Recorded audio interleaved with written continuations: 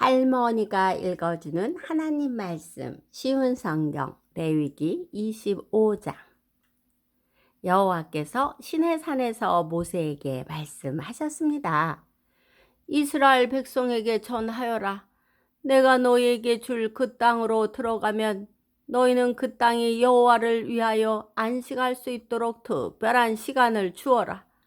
6년 동안은 땅에 씨를 뿌려도 좋고 포도밭을 가꾸어 열매를 거두어도 좋다. 그러나 7년째 되는 해에는 땅을 쉬게 하여라. 그 해는 여호와를 위해 쉬는 해이니 너희는 땅에 씨를 뿌리거나 포도원을 가꾸는 일을 하지 마라. 너희는 추수하다가 땅에 떨어져 저절로 자란 것은 거두지 마라. 너희가 가꾸지 않은 포도밭에서 자란 포도도 따지 마라. 이것은 땅이 1년 동안 쉬는 해이기 때문이다. 땅이 쉬는 해에는 땅이 너희에게 먹을 것을 낼 것이다. 너희 남자나 여자나 종이나 품꾼이나 너희 땅에 사는 외국인에게 땅에서 나는 것은 무엇이든지 먹게 하여라. 또한 너희가 기르는 가축이나 너희 땅에 들 짐승도 땅에서 나는 것이면 다 먹게 하여라. 너희는 7년을 7번 세어라. 그러면 49년이 될 것이다. 그동안 땅이 쉬는 해가 7번 있을 것이다. 너희는 49년이 지난 다음에 속죄일에 나팔을 불어라. 너희가 나팔을 불어야 할 날은 7째 달 10일이다. 너희는 온 땅에서 나팔을 불어라. 50년째 되는 해를 특별한 해로 정하여 너희 땅에 사는 모든 백성에게 자유를 선포하여라. 그 해는 기쁨의 해인 희년이니 너희 모두는 각자 자기 땅으로 돌아가거라. 모두 자기 집 자기 가족에게로 돌아가거라. 50년째 되는 해는 너희에게 기쁨의 해이니 땅에 씨를 심지 말고 저절로 자란 것을 거두지 말며 가꾸지 않은 포도밭에 포도를 따지 마라. 그 해는 희년이나 너희에게 거룩한 때이다. 너희는 밭에서 나는 것을 먹어라. 희년에는 모든 사람이 자기 땅으로 돌아가거라. 이웃에게 땅을 팔거나 이웃에게서 땅을 살 때 이웃을 속이지 마라. 이웃에게서 땅을 살 때는 바로 전에 희년에서부터 몇 년이 지났는가를 헤아려 보아라. 그래서 땅값을 알맞게 계산하여라. 땅을 파는 사람도 앞으로 추수할 수 있는 해가 몇 년인가를 헤아려서 땅값을 알맞게 계산하여라. 여러 해가 남았으면 값을 더 치러야 하고 몇 해 안 남았으면 값을 덜 치러도 될 것이다. 이웃은 희년까지 추수할 횟수에 따라 네게 팔 것이다. 너희는 서로 속이지 마라. 너희는 하나님을 두려워하여라. 나는 너희 하나님 여호와이다. 나의 모든 가르침과 규례를 기억하고 잘 지켜라.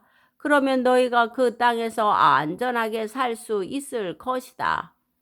그 땅이 너희에게 좋은 열매를 주며 너희는 먹고 싶은 만큼 먹을 수 있을 것이다.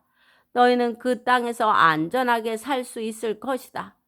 하지만 너희는 씨를 뿌리지도 않고 심은 것을 거두어 들이지도 않는다면 7째 해는 무엇을 먹고 삽니까? 하고 물을 것이다. 내가 6째 해에는 너희에게 큰 복을 주리니 그 해의 땅에서는 3년 동안 먹을 작물이 나올 것이다. 8째 되는 해의 땅에 씨를 뿌릴 때는 전에 거두어 놓은 곡식을 먹을 수 있을 것이다. 9째 해가 되어 추수할 때까지 묵은 곡식을 먹게 될 것이다. 땅은 원래 나의 것이므로 너희는 땅을 아주 팔지는 못할 것이다. 너희는 내 땅에서 잠시 동안 사는 외국인이요 나그네일 뿐이다. 너희는 땅을 팔 수는 있으나 그 땅을 언제든지 다시 살 수 있어야 한다. 너희 땅에 어떤 사람이 매우 가난해져서 땅을 팔게 되었다면 그에 가까운 친척이 그를 위해 그 땅을 다시 사드려야 한다.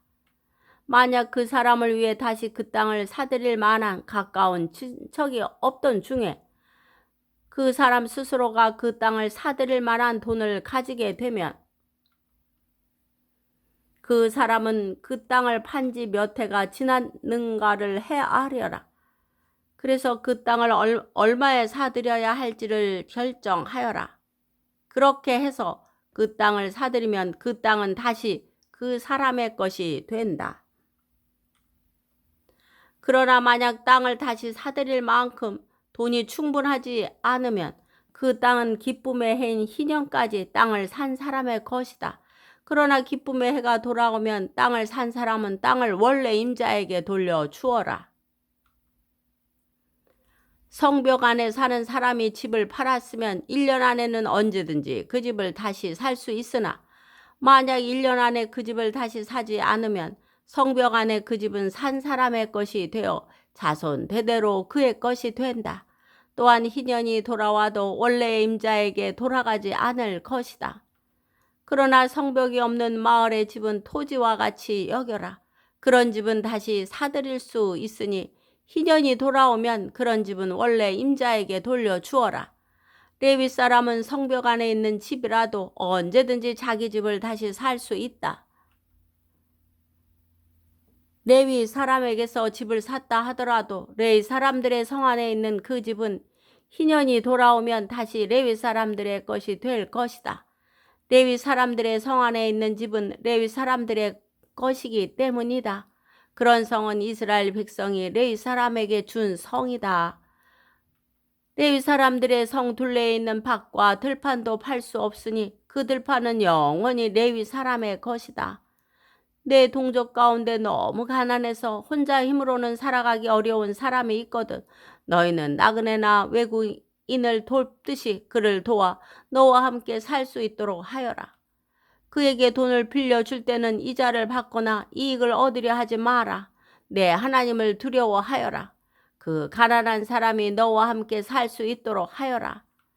그에게 이자를 받을 생각을 하고 돈을 빌려주지 마라. 그에게 이익을 바라고 먹을 것을 줘서도 안 된다. 나는 너희를 이집트 땅에서 인도해낸 너희 하나님 여호와이다. 내가 너희를 인도해낸 것은 너희에게 가나안 땅을 주고 너희 하나님이 되기 위함이다.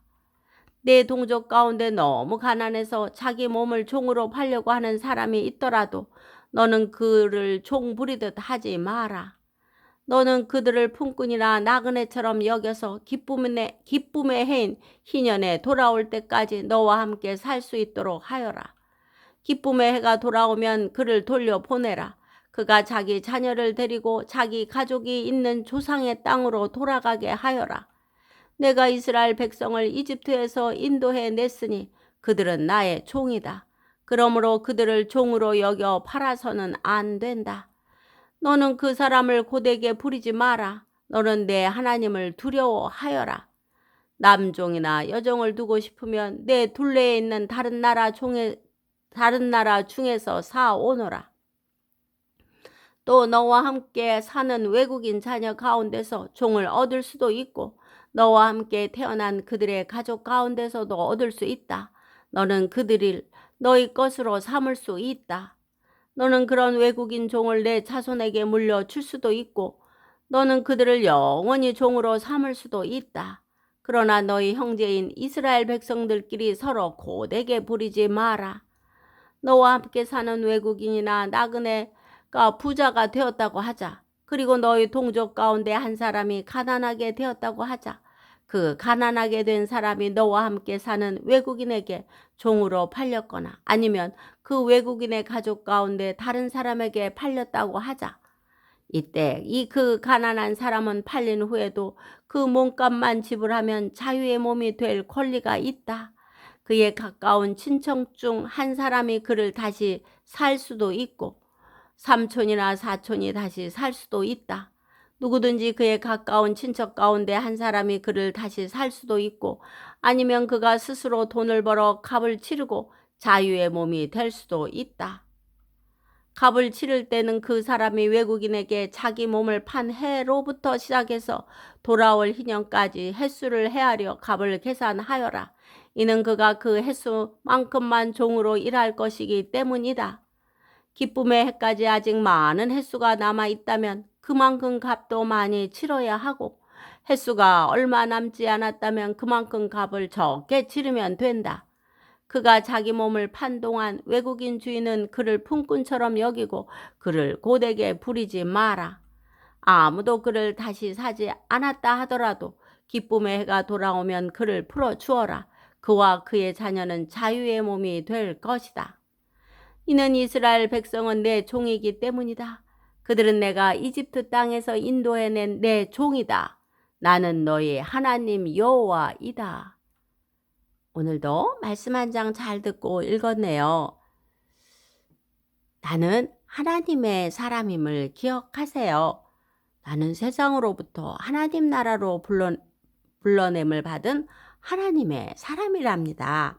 우리는 거룩한 하나님의 백성이라는 자부심을 가지고 오늘도 승리하세요.